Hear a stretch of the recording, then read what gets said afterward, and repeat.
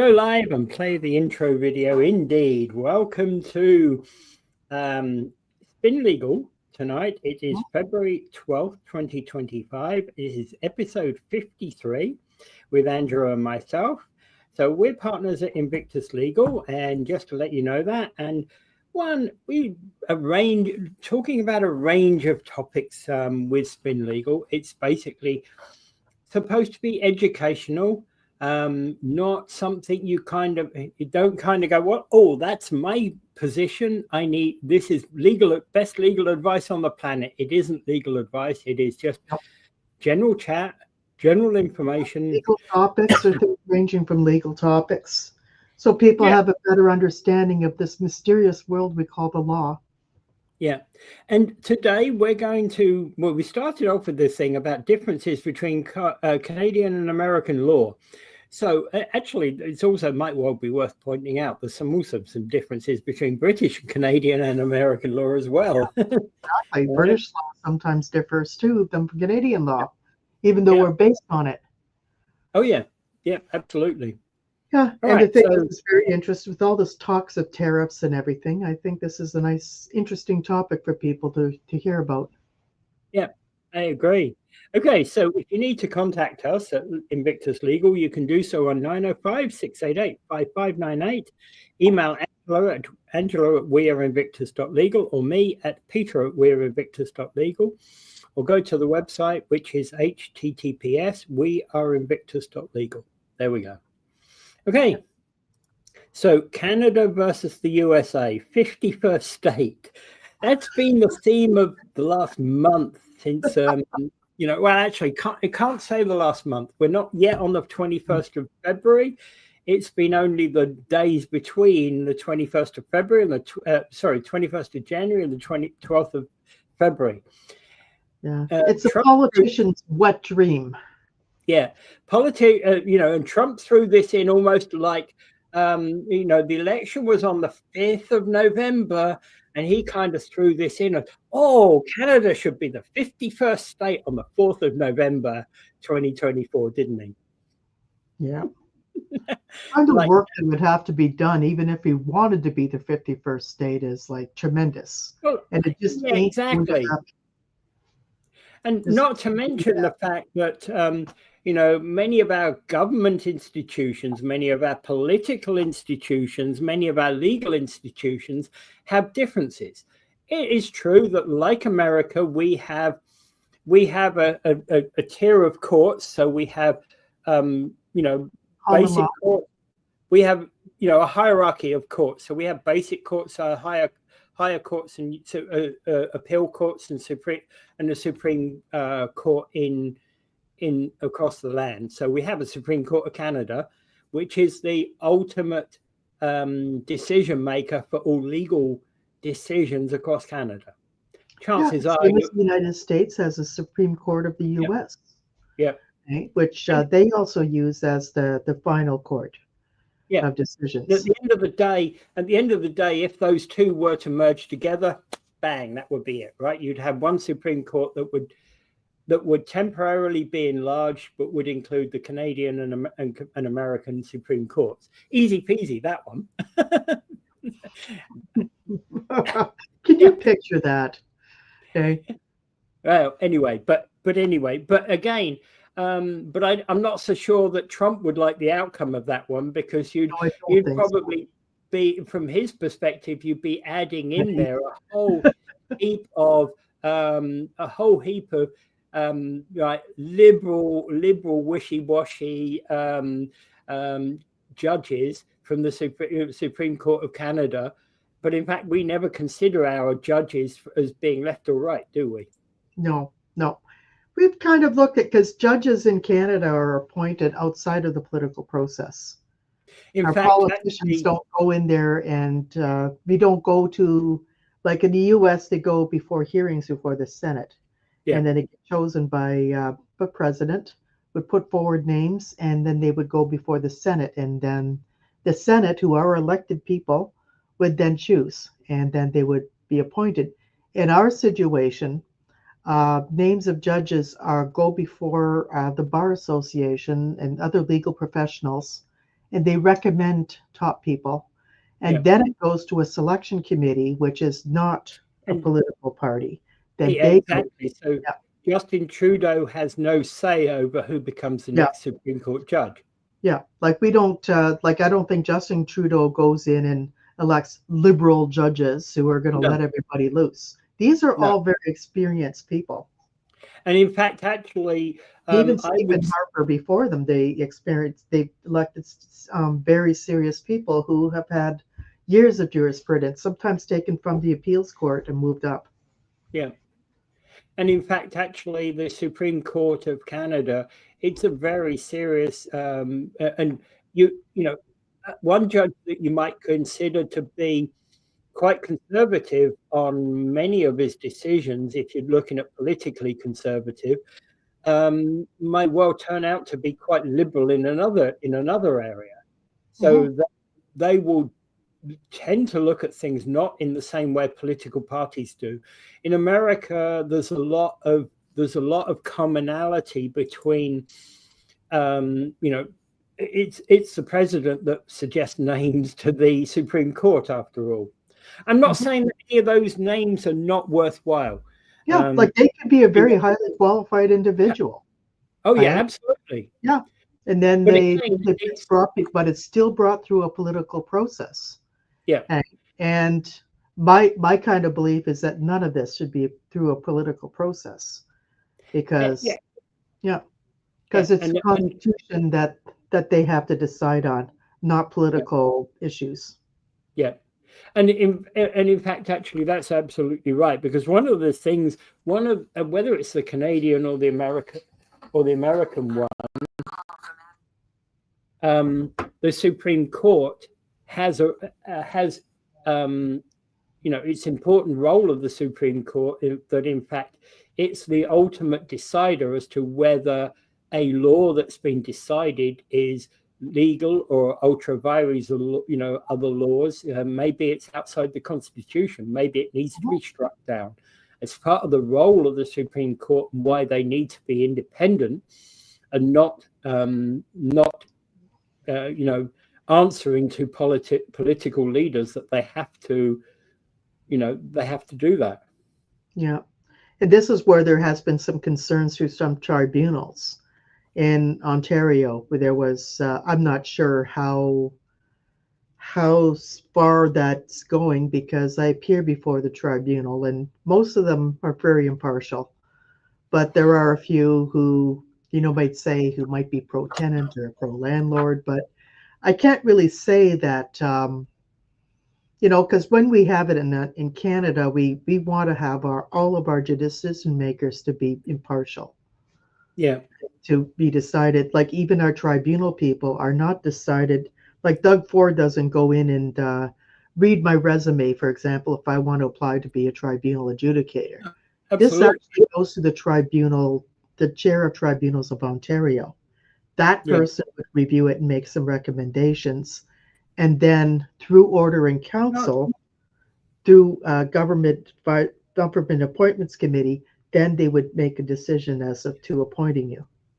But chances are that Doug Ford would never see your, if you were applying for a judicial role in Canada, Doug Ford would never see your resume. He never even know you were applying. He might not even know that I applied. Exactly. And he shouldn't know that you applied. Yeah, exactly. And this even if you're going, very, very problematic. And even if you're going to the Ontario Court of Appeal, and you were a judge that was suitably qualified for the Ontario Court of Appeal, he should not know that you're applying for that role. Yeah, exactly. These things are done separate. Okay? Yeah. And in the States, they are not done. Like we'll get to that. The mayor appoints police chief in many places. All right. And sheriff gets elected. Okay.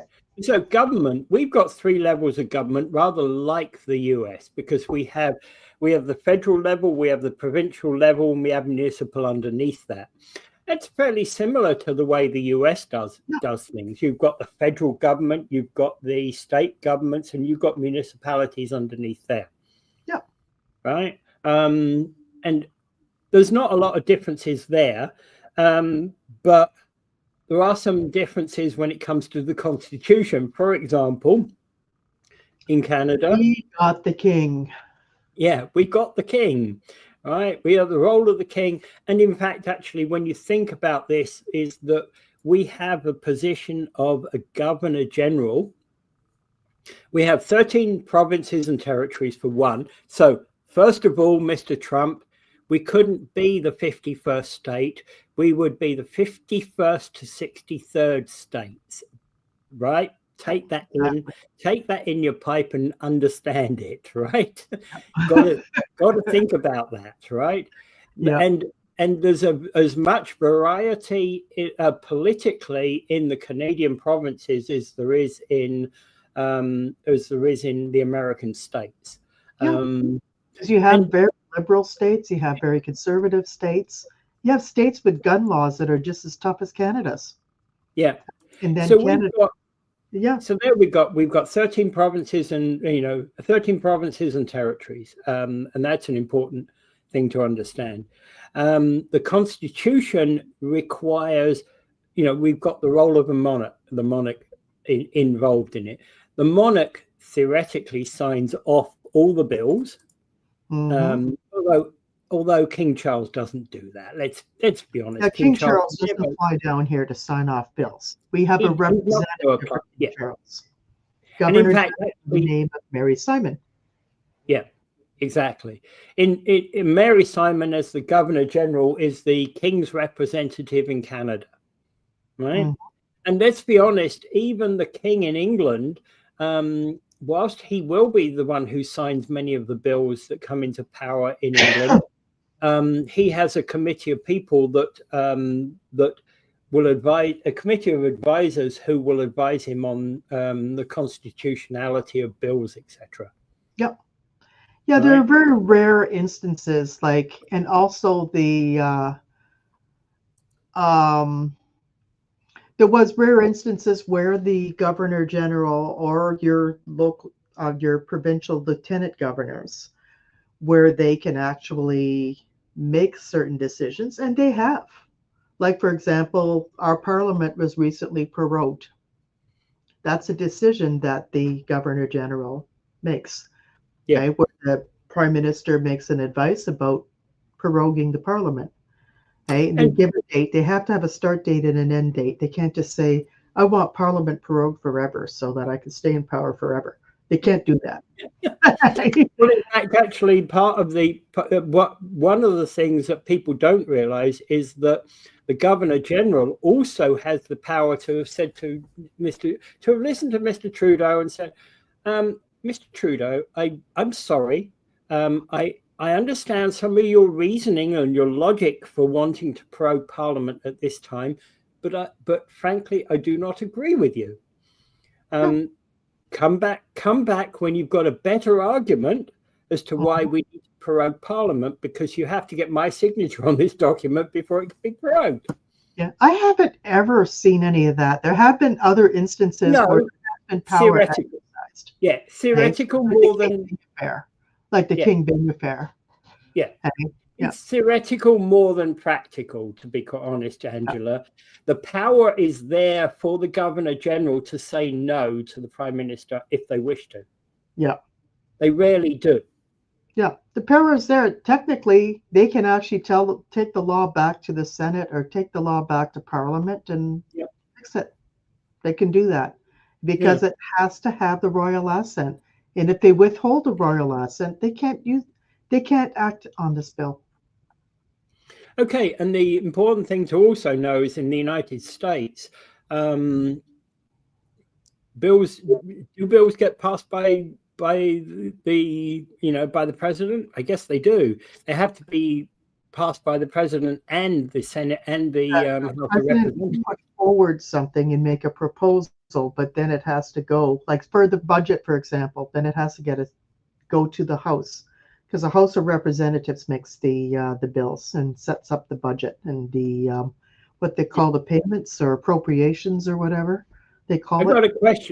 I've got a question here. So forgot what the law was since it's been changed. Anyone who opens their mouths I think she said, example, Pat King 20 years ago, gapers, he did nothing but speak for the people who chose him to do so.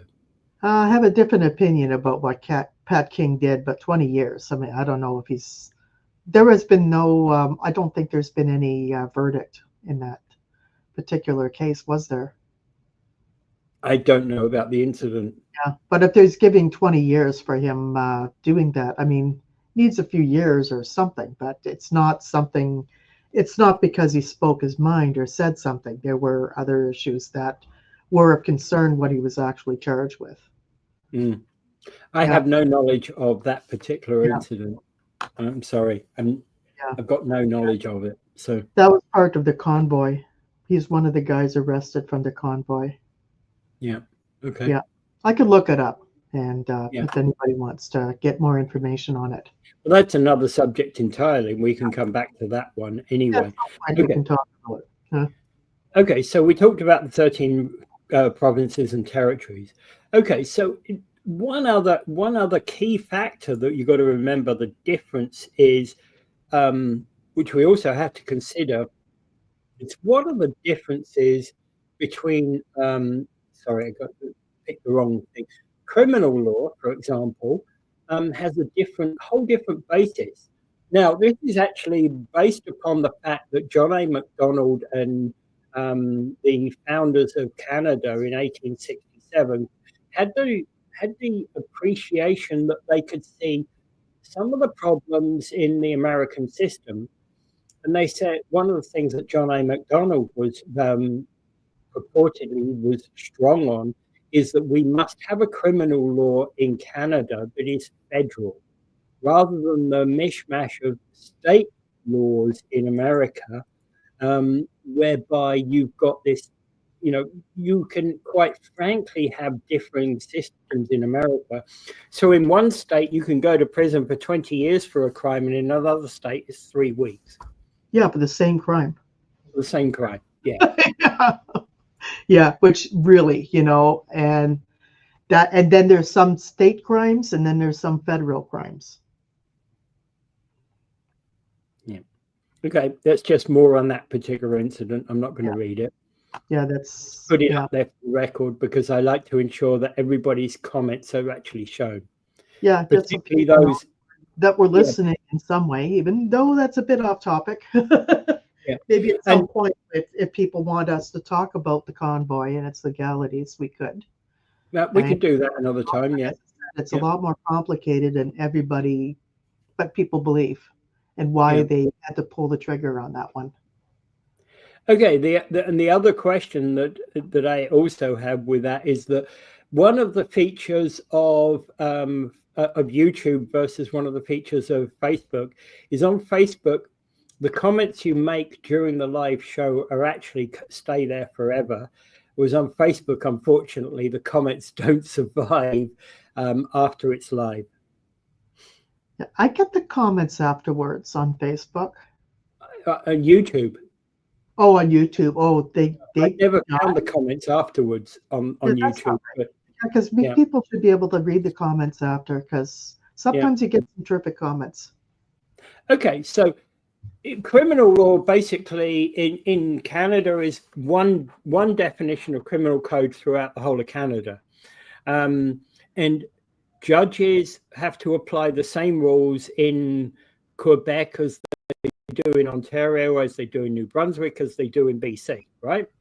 Absolutely. You break the criminal code. What can happen to you is X and Y and Z. It's well defined, right? Whereas in America, it's done on a state by state basis. I think that if the founders looked back upon that, they might actually go, I think I would have preferred to have done it as a nationwide thing. Right. And you also got to keep in mind that the U.S. imprisons more people than everywhere else in the world. Yeah, that's true as well. And it's not necessarily a good thing. Yeah, and as Betty said, Canada has a federal criminal code that applies across the entire country. Yeah, absolutely. Yeah. Right. Yeah. Right. And that doesn't mean to say there aren't differences in how people might well be imprisoned. For example, if the maximum term, let's say the maximum term was 5 years for a particular crime. If you're in Quebec, you might be, the judges might well be harsher than if they were in Saskatchewan, for example. Maybe they've had some experience and people appear before the courts over and over again with the same thing and they're getting tired of it. Maybe that's the case. Or maybe there's less of this particular crime goes on in Saskatchewan than goes on in Quebec. Right? Yeah. I don't know. Without statistical knowledge about that sort of thing, we'd have very little way to say.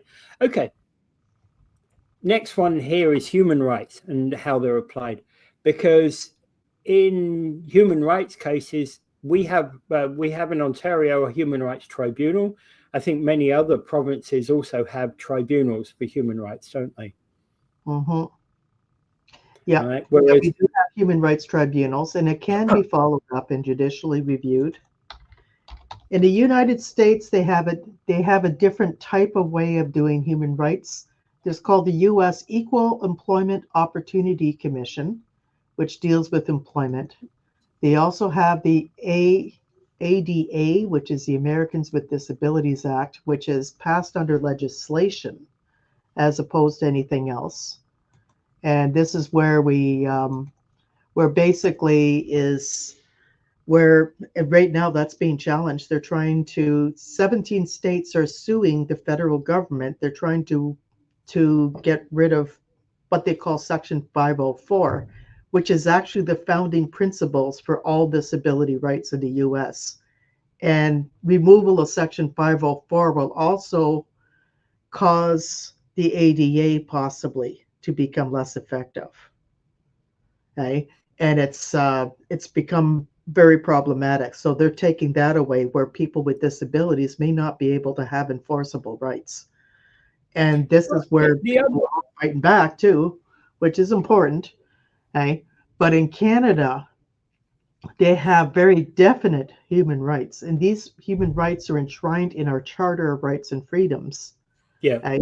So I can't go to court and say, I don't think people with disabilities should be treated differently than people without disabilities. I think they should be, who cares? I don't think I should have to have a wheelchair ramp on my building, because people with disabilities, I don't care. They just don't need to get in here then, or whatever the attitude is. I'm not going to rent to people with disabilities type of attitude. Yeah, exactly, that kind of thing. So, but in the States, things are done through legislation, tribunals. There's a lot of different things that have built it over the years, and they're much more vulnerable. But again, human rights things are applied through their courts and tribunals in the US. For example, there are in New York City, there are tribunals that manage courts and tribunals that manage rental housing enforcement, rather like our LTB here. And they also got in New York. They actually have they deal with human rights issues in those tribunals. Yeah. Right. So they deal with, but they do deal with it in a different way.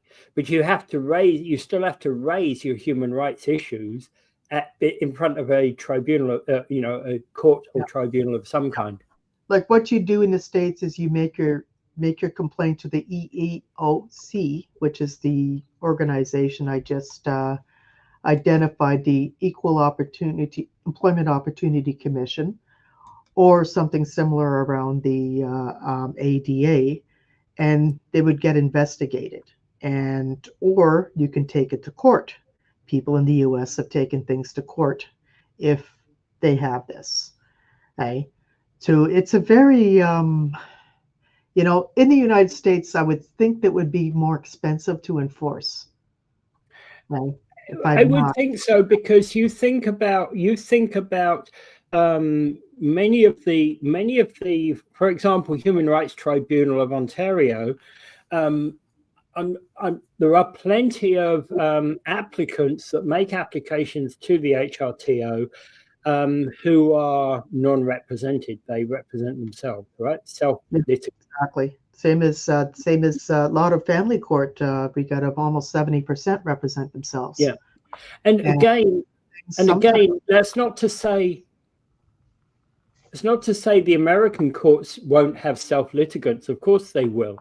It's part of the feature of of American, British, Canadian courts is that we do have and we do encourage self-litigants to actually take their cases, and they can take their cases all the way to the Supreme Court. Mm-hmm. Right? Yep. It's just the ability to do so very often. You do need at some certain point. You do need some kind of legal help.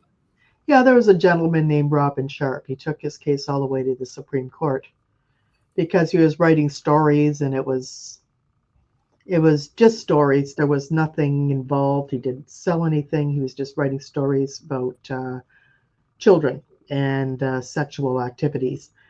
And he brought this up and he raised it, and then they started saying it was more of an artistic type of thing, that there was no distribution of this information. There was nothing that would be used or against somebody. Like, he never even took a single child in. Like, there was a lot of cases, and this was Robin Sharp, and he was self-repped in our courts. Yeah. It's the same in America. So, people do run pretty successful. I can cite. Sorry? Yeah. I'm sure there's an American case I probably can cite, but there are people who take these things. Right? Oh, yeah. But most of the time, like American attorneys, they have a lot more freedom than Canadian attorneys have in terms of how they take cases. Okay? Mm-hmm. Like, they take things on a mass tort basis, or they take cases on a large contingency basis. And there's different ways that they can take it. And then there's also state paid attorneys for people who have been accused of a crime, that they will provide them a lawyer through public defender's office. So these are things that the Americans have that we're a bit different. We have it through the legal aid system, which doesn't necessarily guarantee you a lawyer. Okay? But you go around killing somebody in the States and they're accusing you of murder or rape or something. They always say, if you cannot afford it, we'll appoint one for you. Okay? So one of the questions we keep talking about in Talking Niagara is one of the problems that we have with the border is actually those seems to be almost free flow of guns across the border from the US to Canada, illegal weapons. Right? Yeah, and then Donald Trump tells us to watch our borders. And I said, why doesn't he watch what goes out of his borders into our border? Like, I'm sure his CRA people, I'm sure they could be maybe being a little bit more responsible about what they allow out, okay, to Canada. And then we could also double check it when they come in. Yeah. Them. They can double check any Canadian, just to make sure we're not bringing any fentanyl in, if they're accusing us of bringing fentanyl. Well, the fentanyl czar would have to work that out. Well, actually, one of the challenges, I think, when we have things like the discussion of things like fentanyl, and that, no matter how hard you make that border, how hard you make it to cross, if you've got to fill out 400 forms in quadruplicate in order to get across the border just to go for an hour's shopping, right? There are still going to be people who smuggle stuff across the border. Yep. Let's be honest. Absolutely going to happen. And this is where people have to kind of understand that no matter what system you create, nothing is foolproof. Yeah. Yeah. Yeah. Exactly. And part of the system here is, even if you took away the border, it's not going to change a great deal. Yeah, exactly. And this is the thing. Like, you're still going to have drugs, gangs, guns, everything else, murders. Oh, yeah. Okay. And this is like, and I think Well, what Trump did for Canada, I said the one thing he did right, he unified us. But there is actually, okay, so Betty makes the point, no border where she comes from, we didn't have that problem. There's no border where I came from. I was a member of I worked in the European Union. Yeah. Things just crossed the border. Nobody cared. There was, it worked. We just took it across the border. It was free trade. Free trade is much better than the system that he's putting into place right now. Yeah, and this is where we got to be looking at is provincial free trade. Okay. Yeah. Oh yeah. Like, but that's another matter. Yeah, but that's another matter, which we need to work on. But I really think that when we're looking at how human rights are applied, it's very important because the states does it in a different way. And there is constitutional rights there, and they can do constitutional amendments where they do have the Civil Rights Act, for example, okay, for racial types of situations, the ADA for the disability situations. And then they have the court decisions around equal marriage. Some of these things, unfortunately, are on the way to being reversed. Okay. I don't know whether they'll all be reversed, but what happens is there's always somebody out there who wants to try to reverse things. And okay, so in Canada would be a lot more difficult to do it. Okay, so Angela, looking at the Civil Rights Act, if you're doing a summary of what the Civil Rights Act comes, it prohibits discrimination based upon race, color, national origin, sex, including pregnancy and religion, right? Ended discrimination in public places, integrated schools and other public facilities, made employment discrimination illegal, gave federal law enforcement agencies the power to prevent racial discrimination in employment, voting, and in the use of public facilities. But yet, that's kind of a nice, fanciful way of putting where that Civil Rights Act goes. But then the question is how one enforces one's rights under it. Yeah, that's why I said the EOC is one way, ADA. There are different tribunals that would organize that. But the thing is with a lot of the stuff that happens in the US, a lot of it is not necessarily stuff that's outrageously racist or anything, but we all know it is. Okay, like we hear about the beating of George Floyd and we hear about Michael Browne and all these things. And unfortunately, the way the public and their supporters take it, they've taken it too far. Okay? They need to be more polite like Canadians.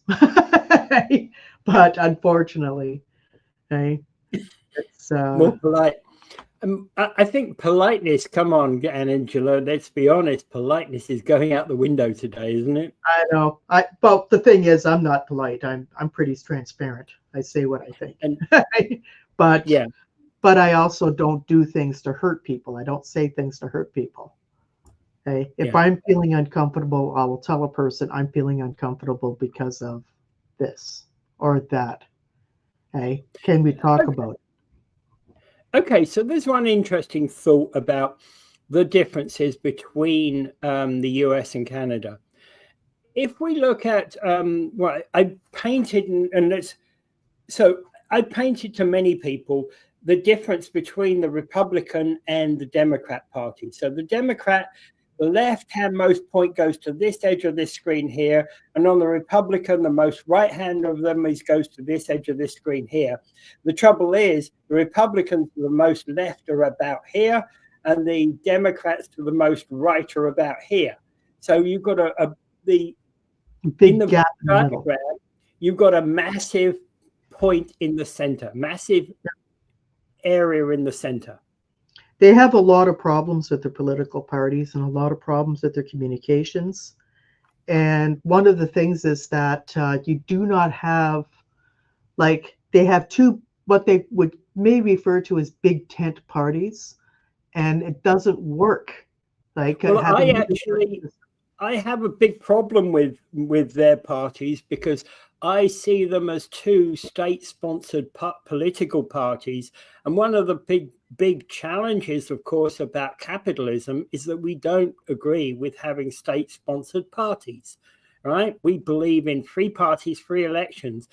And if I look at when I characterize the US, and I've said this a number of times, is there seems to be, if you look at, and I'll put British Columbia in there, if you look at British Columbia, Oregon, Washington, California, they seem to be, they could almost make a country of their own out there, couldn't they? You know, a United States of the West Coast, if you like, yes. because that would be a different political persuasion than we would get in much of the rest of Canada, much of the rest of the US. Yeah. And right? This is where, and the other thing too is a lot of people think that the United States has independent election systems. Each state has its own independent system. It's usually through they're elected people who head departments that run the elections. So there's so many chances of these things going AWOL. In Canada, we have agencies that run our elections that are nonpartisan. Yeah, and the other thing is that the southern states of the United States, the places like Georgia and the like, they have a different political system. So you get kind of like the Democrat who's a deeply convicted Christian, who's probably a lot more right wing than the Democrat in New York, who might well be gay and, you know, whatever. And there's nothing wrong with either of them. I'm not criticizing either of those people. I'm just saying there's a lot of differences. So on that political spectrum, the Democrat in the southern states, in order to be elected, has to be a lot more right wing. Yeah, they tend to have that. And that's why a lot of them, when you want to win in an election, you need to pick somebody as your vice president who would be someone who can bring the southern states along into the Democrats, okay, to help turn a state blue. And actually, I think the other thing that probably Trump hasn't thought out in relation to that is that if he wants Canada to come in as a separate 51st state, well, as I said, 51 to 62, and Greenland to come in as 63.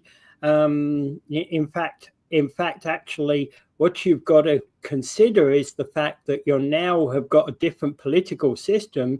You've got 30 million people who don't necessarily fit into the US electoral mode. Mm-hmm. Sorry, yeah. I said US electoral mode, I meant model. Yeah, because what we have in Canada is we're allowed to have different political parties. Okay? And I like that. Okay? And I like to have it so that, say, people can create a new political party and they can bring more people in and discuss policy and start electing MPs from that political party. I think that's great, you know, because what it does, it starts challenging the whole status quo. Okay, yeah. So you're allowed to present other ideas that are already there. Well, the interesting thing that I think that we have with our system, by the way, is that when you consider that the US Senate is 10 times our population, 10 times our population, US is 10 times our population, and therefore we actually have we got to only, you know, we would have 10 times as many. We wouldn't have, we'd have like 400, maybe 600, a lot more MPPs than we had before. You know, we'd have a lot more members of parliament than they have in the Senate. Yep, exactly. And this is one of the things. We've got one per 100,000 people, whereas senators, they have one per million people approximately. Well, because of our increase in population, we probably should have some more MPs and more ridings to try to keep it down to 100,000. Yeah. Yeah, and that way that way everybody feels represented, whether you're from PEI or Newfoundland or Toronto or wherever. Yeah. Okay. So I mean, that's that's basically the important thing. And so how we actually run our parliaments is a massively different. There is something that I would say we can probably talk about, and I don't know. Okay, so in America, for example, we've got elections to, for example, in Canada, foreign-born person, I could become Prime Minister of Canada. Vote for me, Prime Minister of Canada, next Prime Minister of Canada. It can happen, right? I'm not saying I want the job. You couldn't screw it up any more than it's already been screwed up, so why not? Whereas Arnold Schwarzenegger can't become president of the United States because he's not born there, right? Yeah, exactly. They have very specific rules about it. You could be governor or mayor or whatever, but not president. Yeah. In fact, exactly. I could become governor of Ontario, but I couldn't become president. We got to have these states now that we got to be creating, but that's going to take a long run. Even get rid of the monarchy has to have like consensus. Well, that's another question entirely. Yeah, it's not going to happen. And everybody tried to change the constitution, that never happened. Yeah. And hey, with all the best will in the world to cousin Charles, I'm not a fan of the monarchy, as you well know, but yeah. But I tend to be a bit more on the monarchy side. I know. And that's fine. We talk about it. We can do this. Now, there's one thing that I always thought of about that I thought was cool in America. It was the election of judges, sheriffs, bailiffs, county comptroller. I don't even know what that position does, to be quite honest, but hey, it's elected. It's got to be a good thing. Or is it? Because there's a lot of problems with election of judges. Well, I don't. Judges is a very good question. I spoke to an American friend of mine. I said, okay, so if I was in America right now and we're going through an election, and who would I elect as sheriff? How would I decide who my vote is going for? And my American friend said, yeah, that's a very interesting one, because generally speaking, you wouldn't know who the candidates were. You wouldn't know Deputy Sheriff McLeish from Sheriff Jones, who they're standing against. You wouldn't know the benefits. The only way you'd know between the two is the fact that your cop friends would tell you the difference between the two. Or Mayberry, like. Yeah. What good is that? I want to be able to make my own mind up about who's the best sheriff for the town. Okay, judges is a question, and I thought voting for judges is a good thing. Then I thought to myself, I actually prefer the way we do it in Canada, the way we do it in Britain, because in fact, judges can now be. Why? It's gone 7 and people are ringing the office.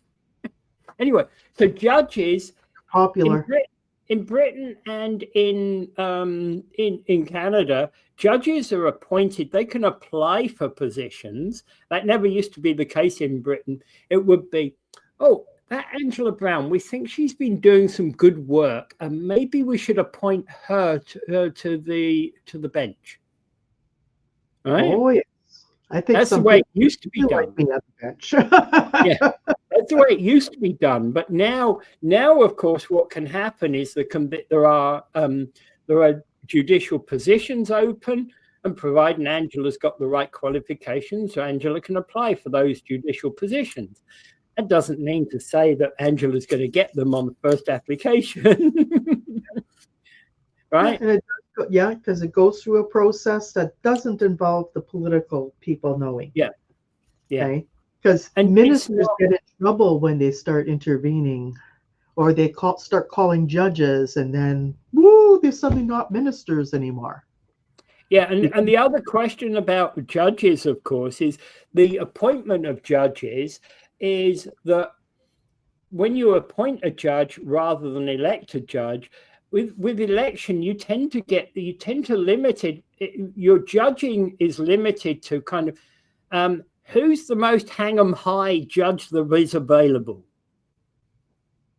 right? And hang 'em high isn't necessarily the right way to deal with judges, because as we know, we incarcerate more people in the U.S. than anywhere else in the world. But it's not about incarceration, because two-thirds of all judges don't deal with criminal work. Right? Most judges deal with civil work, civil procedures. Yeah, and they have to learn how to deal with criminal work as well as civil work, but they have to do both. Well, somebody in the States, they passed this thing called Citizens United. And that was a decision that was made by probably an elected judge. And this is where you have to be very, very careful. You have to look at things where somebody can objectively look at things. Okay? Sometimes the interest that's going forward and wants change is correct and constitutionally correct. And that there's, because they have to look at harm versus hurt.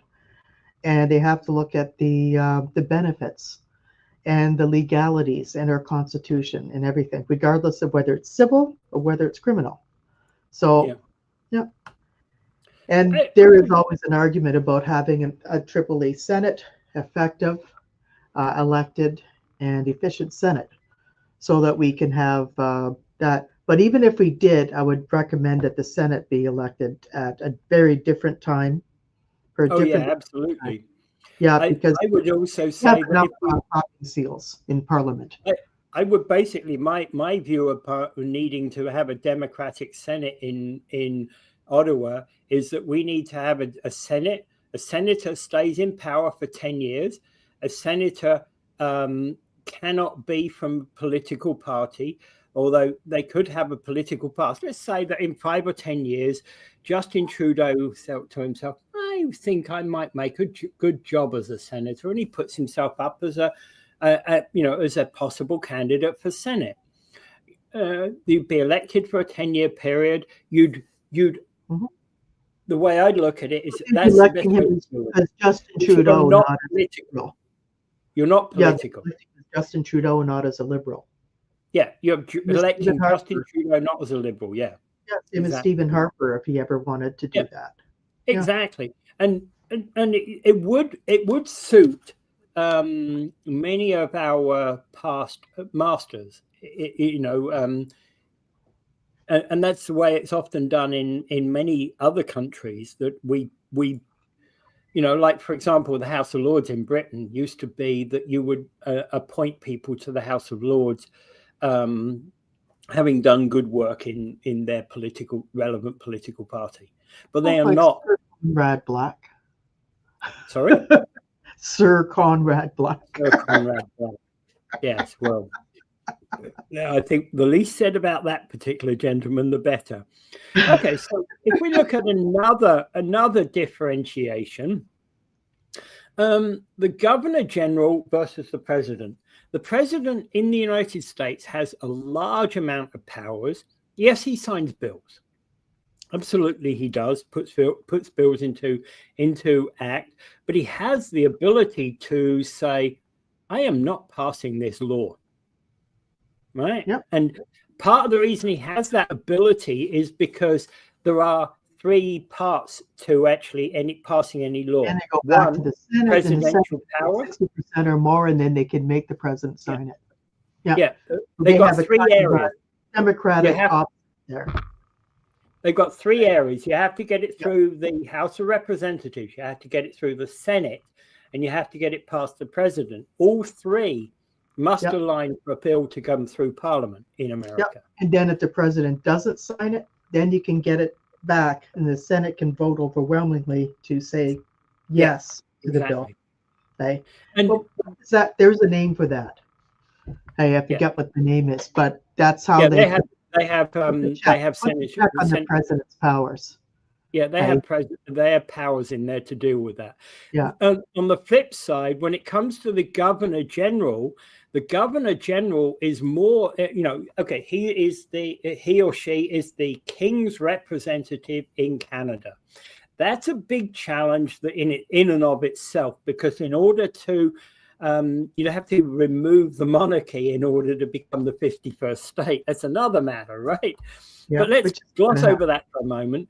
So the governor general, if he were a president style thing, would be more a titular type of president, more like they have in Germany or Ireland, the kind of person whose role is to, they go to state functions as the head of state, as the agreed head of state, but they are not the head of parliament. They are there as they have to rubber stamp the laws that come through from the prime minister. So generally speaking, other than France and the United States, whose presidents have significantly more power, presidents, generally speaking, in most of Europe and the rest of the world tend to be titular rather than governing like the US is. I think there's some differences with Germany too, because Germany's largely titular, but yeah, because before when Hitler he fused the powers when he brought himself in. But again, that Germany operates under a different constitution today. Yeah, but they had to change their constitution because they wanted to get away from all that. Oh, the whole constitution changed in 1947. Yeah, after the war. Right? After the war, yeah, like that anymore. So they wanted to change it. At the center of the German constitution is, of course, the Universal Declaration of Human Rights. Absolutely. Right. It's the one nation in the world which is actually put front and center the Universal Declaration of Human Rights front and center, and the Constitution in Germany can never permit a return to Nazi Germany. Absolutely. Right. And this is why it's very important to have a constitution that upholds human rights and does not allow somebody to go to court and say, oh, I think we should just allow a whites only state, or something like that, and let's push all the blacks out or something. Hey, when the United States is a little bit more tipsy on certain things, certain areas are vulnerable, to civil. Part of it is democracy, and they value democracy a lot more in terms of what the people want or believe. But the problem with that is sometimes the rule by majority isn't always the best for running the country, because minority rights are always important. Yeah. All right. It's been an interesting discussion through American and Canadian politics and law. In fact, actually, a couple of things there is both of those also have slight differences to the UK, probably slight differences to Australia. Australia is probably more like Canada than in many instances, although it doesn't. The power of the provinces is much less, of the states is much less in Australia.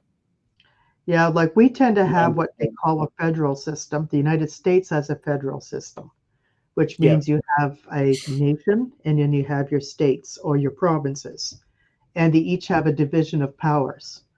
Yeah. And in Canada, with the federal system, there is always this challenge, like this is a provincial responsibility. What are you doing, feds, trying to take away provincial responsibility and interfering with my rights as a province? But again, our constitution is such that if they decide that it were more, for example, if it was decided that, hey, it would be appropriate to have a single speed limit across the whole of Canada, we can do so. Yeah. Because that EI, it used to be a provincial responsibility until the federal government went to the Queen at that time to make it into a federal responsibility. Yeah. Okay. So these are things that have always happened where federalism had actually played an interesting interesting part. Whereas the speed limit, for example, to get a unified speed limit across the United States was almost an impossible battle that was taken, and there was a lot of toing and froing on that. There was a whole argument about putting up interstate highways that enabled that to happen by putting interstate highways up, and that's how they regulated the speed limit. Managed to get a fairly global speed limit. Yeah, and part of that is because they don't have a federal code on that. Okay, they do have in federal enforcement agencies, like when something happens between states, like kidnapping, and you take somebody to cross the state lines, or something that might be a federal offense like mail fraud or wire fraud. So there's different things like that. You get the FBI involved or whatever. Oh, yeah. But a lot of these things are dealt with through the state prosecution services. Well, but when you think about it, our criminal law is applied in the state. You commit a crime, which may be, the crime is defined federally. Mm-hmm. But you commit a crime here in Ontario, you're going to be tried locally in your local area in Ontario. You're going to be imprisoned in Ontario in your local area, most likely. You're not going to be sent away to a prison in northern Saskatchewan. Mm-hmm. Right? Yeah. Because you're going to be tried locally. You're going to be prisoned locally. It's very, exactly. And it's very important when they do that, because sometimes a prisoner needs to be near their family. And whereas the American system, where if you break a federal criminal law, you could be imprisoned in, halfway across the country. Wherever they want to put you. Yep. Yep. Right. So there's a big key difference there. Okay. Yep. So that's been a fun topic. And as I said, the whole system there is, probably if the founders of the nation were to go back 50 years after, they with a look at the criminal code of America, they'd have gone, oh, why did we leave that to the states? I think the fathers of the U.S., who founded the U.S., I think they'd be rolling over in their graves right now if they knew exactly what was going on. Well, I think they would have also addressed the Second Amendment as well. Yes, exactly. They would have said, I'm going to say what we mean and be very clear. Yeah, they would have reworded the Second Amendment had they. And I'm not going to go either. I'm not going to go into what where the Second Amendment would go. I would just to say the founders would probably have reworded it, been much clearer about it. Right? Let's put it that way. Exactly. End it there. Because we have a very different attitude culturally towards guns than they do in the U.S. Even though there's probably just as many per person. Proportionally, yes. Yeah.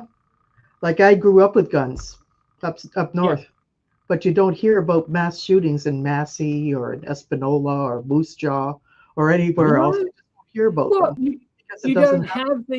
You don't have the Massey murderer? No, we don't have the school shootings where people go out. Yeah, we just don't do that. Or in Hearst. Yeah. Okay. Yeah, you had a little project with the little township of Hearst. Interesting. Yeah, talking about UK. So we had a little township. Yeah, that's actually interesting. A little place called Dunblane. Where back in the 90s there was a shooting there. And that shooting brought about a massive difference.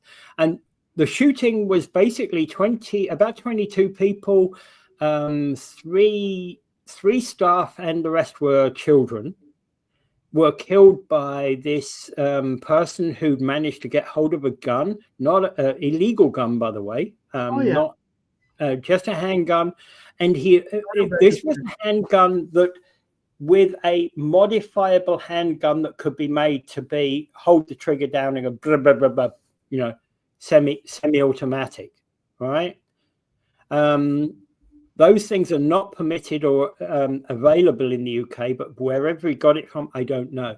But within 48 hours of the Dunblane killings, the UK actually banned handguns.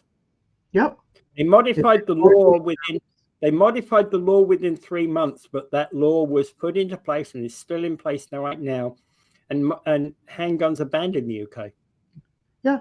Well, until they have to start the knife registry, because everybody's doing stabbings now. That's a different matter entirely. Get off my butcher knife. Get off my butcher knife, will you?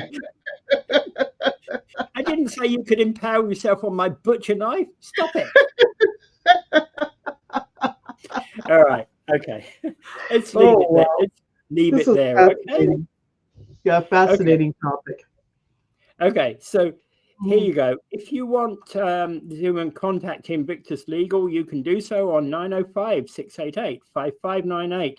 You can email Angela at weareinvictus.legal or Peter at me at peter@weareinvictus.legal. And our website is weareinvictus.legal. And we come to Angela's favorite topic of the day.